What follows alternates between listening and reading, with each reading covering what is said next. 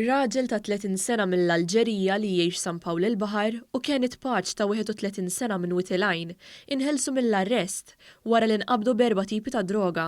Jidher li akkużat minnhom inqabad b'diversi boros pilloli suspettati ecstasy, kokaina u ħaxixa u raża tal-kannabis li allegatament kienu lesti biex jiġu traffikati.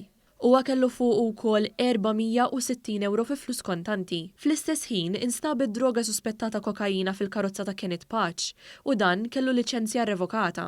Huma ċaħdu l-akkużi miġjuba kontrihom u l-qorti ħelsithom mill-arrest għabbażi ta' 2000 euro depożitu u 1000 euro garanzija personali għal wieħed mill-akkużati u 25,000 euro depożitu u 2000 euro garanzija personali għall-akkużat ieħor.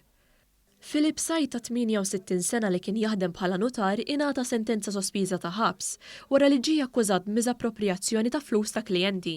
Sajt ġie akkużat ukoll li l-kuntratti tal-klijenti li kienu ffirmati minnhom stess ma ġewx irreġistrati mid-dipartiment ikkonċernat. Fil-fatt, xi klijenti kienu ġibdulu l-attenzjoni fuq dan meta ma rċivewx l-irċivut uffiċjali tar-reġistrazzjoni.